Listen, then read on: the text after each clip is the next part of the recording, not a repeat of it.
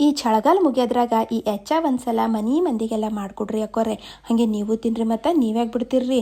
ಒಣ ಕೊಬ್ಬರಿಗಳಿಗೆ ಇನ್ನೊಂದಿಟ್ಟು ಒಣಗಿಸ್ಕೊಂಡು ತಂದು ಕೈದಾಗ ಶಕ್ತಿ ಇತ್ತಂದ್ರೆ ತುರಿರಿ. ಇಲ್ಲಾಂದ್ರೆ ನನ್ನಂಗೆ ಏನಾರ ಮೈಗಳಿದ್ದಿರಂದ್ರೆ ಹಿಂಗೆ ಹೋಳು ಮಾಡಿ ಮಿಕ್ಸರ್ನಾಗ ಹಾಕಿ ಗಿರ್ ಗಿರ್ ಗಿರ್ ಅಂತ ತಿರುಗಿಸ್ಕೊಂಡು ಬರ್ರಿ. ಹೆಂಗಾರ ಮಾಡ್ಕೊರಿ, ಅದು ನಿಮಗೆ ಬಿಟ್ಟಿದ್ದದ ರೀ. ನಾನಾರ ಗಿರ್ ಅಂತ ತಿರುಗಿಸ್ಕೊಂಡು ಬರ್ತೀನಂತ್ರಿ. ಈಗ ಇದಕ್ಕೆ ಹಾಗೆ ಹಾಕೋದು ಬ್ಯಾಡ್ರಿ, ಒಂದಿಟ್ಟು ಜಲಡಿ ಹಿಡೇಮಂತ್ರಿ. ಏನೇ ಹಿಂಗೆ ಧಮ್ ಅಂದಿತ್ತಂದ್ರೆ ಬೇರೆ ಮಾಡಿಕೊಂಡು ಮತ್ತದಕ್ಕೆ ಪುಡಿ ಮಾಡ್ತಂದು ಹಾಕಮಂತ್ರಿ.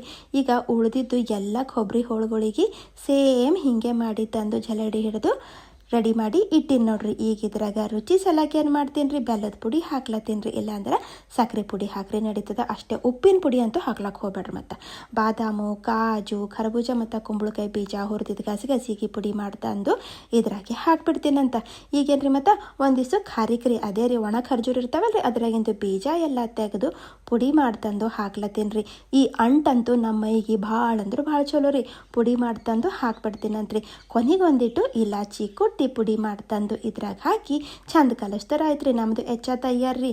ಇದು ಒಂದ್ಸಲ ಮಾಡಿಟ್ಟೇವಂದ್ರೆ ತಿಂಗಳು ತನ ಆರಾಮಾಗಿ ತಿನ್ಬೋದ್ರಿ. ನಮ್ಮ ಆಯಿ ಯಾಕ್ರಿ, ನಮ್ಮ ಆಯಿ ಜಮಾನಲ್ಲಿಂದು ಮಾಡ್ತಾರೆ ನಮ್ಮ ಕಡೆ ಈ ಹೆಚ್ಚ. ಏನಿಲ್ರಿ, ಇದ್ರಾಗ ಒಂದಿಟ್ಟು ತುಪ್ಪರ ಇಲ್ಲ ಹಾಲರ ಹಾಕಿ ಕಲಿಸ್ಕೊಂಡು ತಿಂದ್ರೆ ಆಯ್ತು ರೀ. ಮಕ್ಕಳು ಹಿಡಿದು ಮುದುಕರು ತನ ತಿನ್ಬೋದ್ರಿ.